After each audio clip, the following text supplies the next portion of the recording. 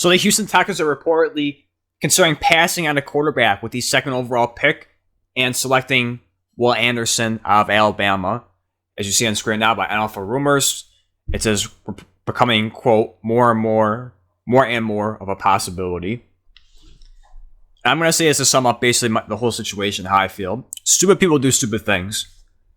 And it's no different for Nick Caruso, the GM for the Texans, of course, coming from New England before this. And he had a weird...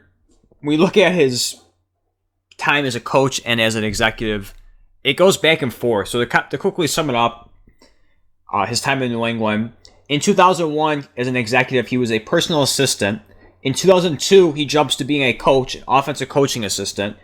In 2003, jumps back to an executive, area scout.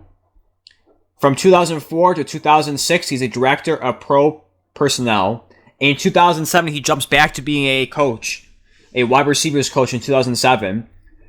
2008, once again, jumping back to being an executive from 2008 to 2020, director of player personnel, and in 2021, becoming the GM for the Houston Texans.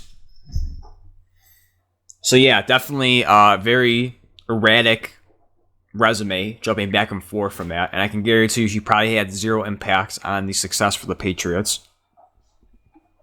But let's look at the Texans' success, his 2 seasons. This will be his 3rd season if he makes it through it, being part of the Texans. But let's jump back to his first year, 2021. He was 4-13. Now this was the first year without Deshaun Watson. Of course, he was sitting out. Technically he was still part of the team, but he refused to play for them, and he sat out for the whole year.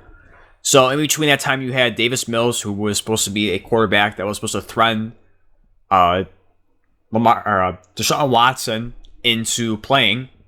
The guy that had probably the least, I'm pretty sure when he came out, the least amount of starts for a college quarterback in his career. I think he only had 11 games started. I know, huge threat to Deshaun Watson. I know he was really scared of him. But between him and Tyrod Taylor, of course, Taylor didn't play for most of the season because he was injured. Davis Mills came in and didn't really play too well. But, I shouldn't say too well, but decent, I guess, if you want to say that. So if you want to give him a pass for the first season, okay, it's his first year. Moving back so this is the previous year, this past season. They do worse. I don't know how you can do worse from 4-13. Very few teams can do that, but they did it. They went 3-13-1. Of course, it showed really big promise in week 1 when they tied against the Colts. I know, first time we've probably ever seen people get excited for a tie in week 1. But after that, it was horrible. And Davis Mills was horrible. And at one point, they went with Jeff Driscoll towards the end and kept going back and forth with them. Ultimately, they ended up winning the final game of the year against the Colts, I believe. And it cost them the first overall pick with Lovie Smith. And of course, this no doubt cost Lovie Smith his job. And it also cost the Texans their first overall pick, leading them to have the second overall pick right now. The big dilemma, because of course for the Texans it was the Bryce Young sweepstakes. It looked like a slam dunk until that moment. But combining his 2 seasons there, he is 7-26-1. That's horrible. Again, if you want to give him a pass because it's his first year with the Texans, he's 3-13-1, which is horrible.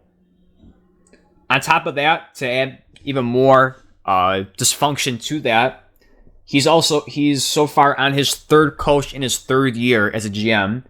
So you have David Coley, the first year in 2021, fires him after that year. Of course, we used to talk about Lovie Smith, first year with the Texans, after finishing his first year, gets fired.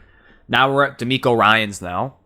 Again, 3rd coach in 3 years. That's pretty horrible. Pretty dysfunctional, to ask me. And to be honest, I don't know if David Culley really deserved a head coaching job, seeing that you had other people in there.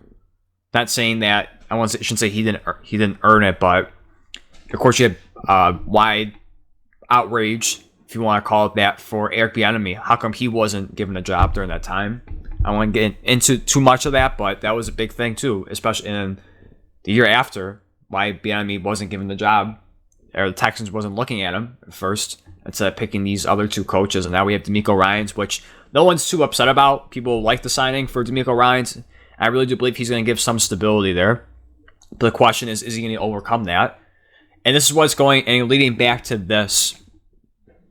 This is a horrible decision if they do this. And at first, when I first heard it, I thought it was just a smokescreen. They're just saying that because they want teams to maybe try and trade up, or they're hoping for Bryce Young to fall. Because at first, when the season ended for the college season and kind of getting close to the NFL Combine, it would look like it was a slam dunk strike. CJ Stroud was going to be the number 1 overall pick. They were set on him. He was viewed as the safest pick at quarterback. But until recently, it's changed. Now it looks like more and more reports say that they are leaning towards Bryce Young. But again, you can probably say it for any quarterback in the process, because during the time when they were saying CJ Stroud's a slam dunk, what were they doing? All eyes were on CJ Stroud. They were visiting with him. They went to his pro day. Strangely enough, Bryce Young is getting considered number 1 overall pick because why? The coaches went to his pro day. The coaches talked to him. You could probably say it's about any quarterback in this class. Just because you visit with them and you watch him as pro day doesn't automatically mean he's going to be the first overall pick, because they've done that for both quarterbacks. And strangely enough, they changed it because of that. But I'm not going to I'm not going to rule out the possibility that they don't take Bryce Young. I think both of them, like I've always said in my mock draft and previous videos, these two should be considered for the number 1 overall pick. My gut reaction after the college playoffs, after seeing CJ Stroud, was I think CJ Stroud was slightly better than Bryce Young. I think he really impressed me against Georgia, seeing that he was out with his top receiver, Marvin Harrison Jr., also losing his tight end in the process. And he led a great game-winning drive, and if it wasn't for the horrible play calling at the end, settling for a long field goal, which the kicker missed, they'd be in the national championship. And who knows if they would have beat Georgia. It definitely would have been a more exciting game than TCU. Definitely would have been 65-7, but after that, I thought I would have slightly put CJ Stroud over Bryce Young. But again, I understand the hype for Bryce Young because he is an amazing quarterback. The only downside, a huge downside, is his size. But regardless, even if you are set on Bryce Young, I don't think you should throw your hands up and say, well, we're not going to take a quarterback because we lost out on Bryce Young. CJ Stroud is a great option as well. I don't think there's a big gap between those two. And selecting Will Anderson over CJ Stroud, if we go with that and say Bryce Young is first overall, is a horrible mistake. Yes, is Will Anderson the number 1 defensive player in this draft? Yeah. You could argue with Jalen Carter, but of course with off-the-field problems and his horrible pro day, that probably knocked him down a bit. If you just want to go off of potential, Jalen Carter is probably number 1. But for right now, if you're factoring everything in, Will Anderson's probably number 1 on everyone's list. And my mock draft, and my second one, my mock draft 2.0, and I still have to put up my 3.0 soon. I do have Will Anderson going 3rd overall, being the first defensive player off the board. But this isn't going to turn around the Texans. I get DeMeco Ryans is a defensive-minded coach, coaching with the 49ers and having amazing success. But even if you get Will Anderson, that's not going to change what's going to happen with the franchise success-wise. It isn't. Okay, Will Anderson, yes, he's a great prospect, but what is he going to do to really impact the win column? At the end of the day, the best position, most important position in the NFL is quarterback. That's the player that touches the ball 100% of the time, that scores you points. Will Anderson's not going to do that. Yes, he's going to make plays here and there, but even the best defensive players don't make a play every single time. For Will Anderson, yes, you're hoping for him to get a sack or two a week.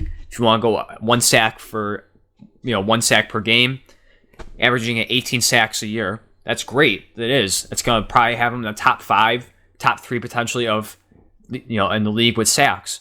But that's not going to be a huge impact compared to a quarterback scoring 2-3 touchdowns, which is 21 points. Yes, Will Anderson gets 18 sacks, but that's leading to 0 points. So the fact that this is even a consideration by the Texans, and more importantly by Nick Caruso, being from New England, of course, Bill Belichick, defensive-minded, conservative. This is a horrible decision. And if he does this, if I'm the owner, I'm firing him immediately after the pick. If you don't want to do that, tell him, go to him and basically tell him, hey, you will pick a quarterback or you're going to get fired. And if he chooses to pick Will Anderson still, you should fire him immediately and try and find someone else. Or again, once again, force him to pick a quarterback and say, hey, you will pick whoever's available, CJ Stroud or whoever. Again, if CJ Stroud's available, if Bryce Young is picked, take him. Hopefully, in their case, best case scenario, CJ Stroud goes number 1, and then you avoid this panic of the chance of you taking Will Anderson, and you get your savior in Bryce Young, and you avoid the tragic loss of the. I'm sorry, I was trying to find the word for that, but just the horrible meltdown in Week 18 with losing the sweepstakes of Bryce Young. But again, even if Bryce Young is taken, Will Anderson's not going to change the team. He's not going to all of a sudden make this division winners, playoff contenders, Super Bowl contenders. He's not going to do any of that. Yes, he can be a great player. He can be the best that we can view him as. I saw some early comps, viewed him to Von Miller. Again, I'm sure, yes. Even if he becomes Von Miller, that is great. That is an amazing defensive player to have. But that's not going to do anything if you don't have your quarterback. And I'd much rather take CJ Stroud, even if Will Anderson, as a prospect, is viewed as better than CJ Stroud. I would much rather take him because he's going to be the one that's actually going to have impact on there. He's going to be the player that's going to have the most impact in turning your team around to have a winning record, to win the division, to go to the playoffs. And if in a few years, if you build the team right, hopefully you have a chance to compete in the Super Bowl. But passing on him and going with Will Anderson is a horrible decision, and it's going to set up DeMeco Ryans for failure. And then we're going to have talks of, are you going to fire him after one season? Now, of course, he was smart and signed a 6-year deal. The NFL also put out a statement a year or two ago, basically kind of telling owners not to fire a coach 1 year in and having them owe money to them.